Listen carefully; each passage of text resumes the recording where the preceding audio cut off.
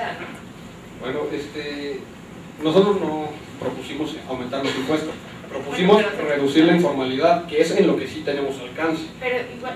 Y por otra parte, bueno, ustedes ponen de ejemplo a Chile, a no sé qué, no sé qué. Bueno, el caso aquí, en Chile, ¿por qué funcionó el rescate financiero? Está comprobado.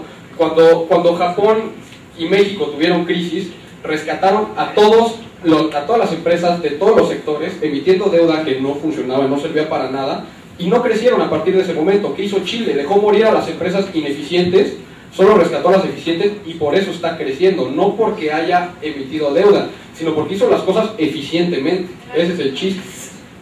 Pero nosotros no estamos diciendo que si estamos asumiendo que esto se da en un escenario en donde se maneja eficientemente el gasto.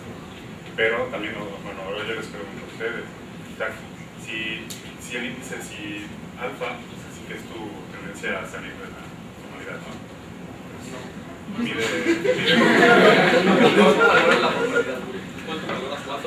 Entonces, si alfa es cuánto valoras la formalidad, entonces, ¿cómo vas a, o sea, si está dependiendo, como tú dices, de la educación, o sea, entonces, ¿cómo, si en el largo plazo, estamos hablando de 10 años, cómo vas a generar ese recurso, o sea, ese cambio internacional en 10 años, o sea, de trabajar, o sea, de elevar la educación general de la población para que esto se vuelva, o sea, que que valoren la formalidad de una manera mucho más amplia y entonces funcione lo que nos estaba proponiendo. Sí, o sea, lo que yo intenté modelar con lo que propuse fue que sí, o sea, esta alfa va a aumentar con un aumento de la educación. Lo más importante, o sea, no es esto precisamente, sino las implicaciones de este modelo, ¿no?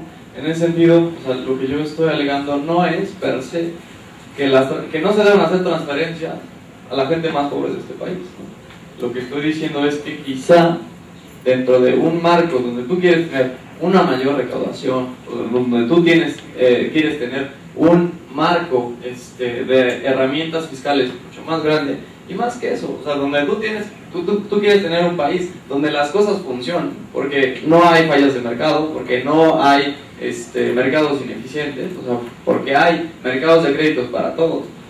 Eso es para mí donde te tienes que fijar. O sea, no estoy diciendo que esté mal per se darle al señor que tiene 3 hijos, ¿no? Y una finca rural o una parcela. No estoy diciendo que esté mal per se, porque decirlo, pues, o sea, sería como inmoral, ¿no? Decir. Lo que estoy diciendo es que estas transferencias serían más ponderadas por gente como todos nosotros. ¿Por qué? Porque gente como todos nosotros, si a mí me dieran 2,000 pesos, pues no sé, igual y me pagaba un BlackBerry Nextel mensual. Y esto rendiría frutos a mi educación. ¿Por qué? Porque yo tendría más acceso a la información y probablemente lo valoraría más.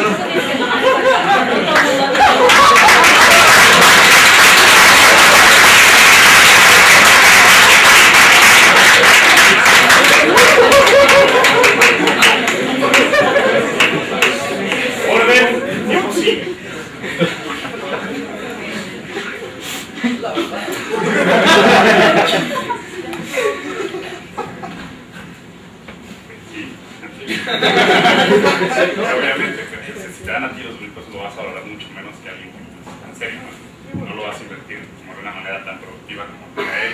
En tiempo. Ahora. Interrumpo y marco el tiempo para seguir la formalidad que ha tenido el debate, pero en vista de que la dinámica y la fluidez del debate ha incrementado, pregunto a los integrantes, ¿es necesario una ampliación del tiempo? Tenemos una extensión de la misma cantidad de tiempo, otros 12 minutos. 12 minutos. Entonces, ¿por qué no con esas transferencias nos convertimos en inversión a mediano o largo plazo? Para que entonces sí, tu variable de educación aumente, la educación regional aumente. ¿Cómo hacemos esto? Bueno, nosotros proponemos el desarrollo regional, ¿no? Que sí va encaminado hacia lo mismo, crear un capital humano que a fin de cuentas haga, utilizando tu modelo, que tiendas a apreciar más tengas una tendencia más grande a la formalidad, ¿no? Que la valores más. Entonces, yo lo que te pregunto es, otra vez, ¿cómo vas a hacer tú ese cambio intergeneracional? O sea, ¿cómo vas a aumentar tú en ese largo plazo que estamos diciendo? Ustedes llamaron 10 años para lograr esto, o sea, y no, obviamente no te vamos a dar a ti los 1,000 pesos para que compres el BlackBerry, ¿no?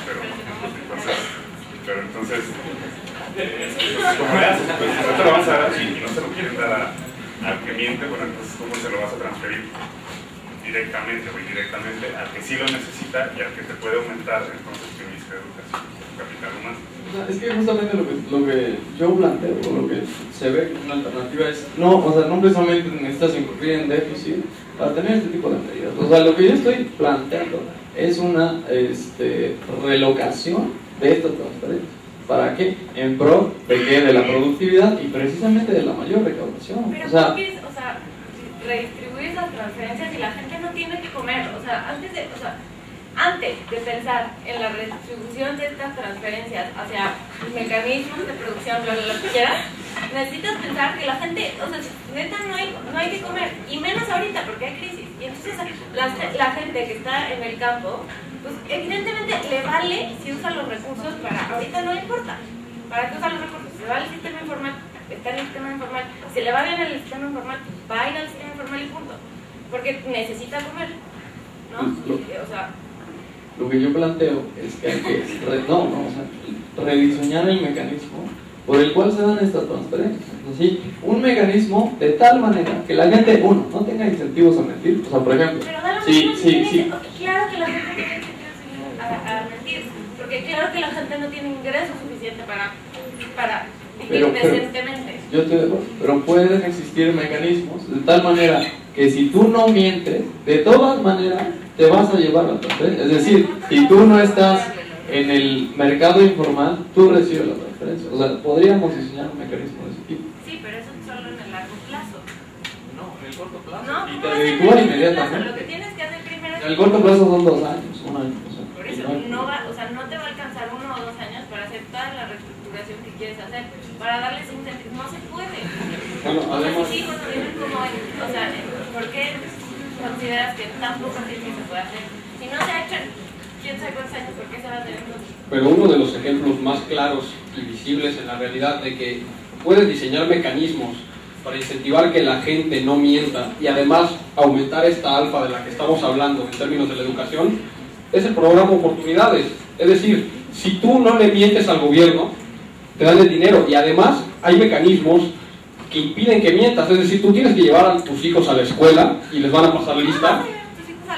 Claro, si no, no te dan el dinero de oportunidades. Pasan la lista de los niños que asisten a la escuela y además los tienes que llevar al doctor. Su modelo está muy teórico, o sea, no está, pero para nada basado en la realidad y mucho menos en la realidad mexicana. O sea, me estás suponiendo...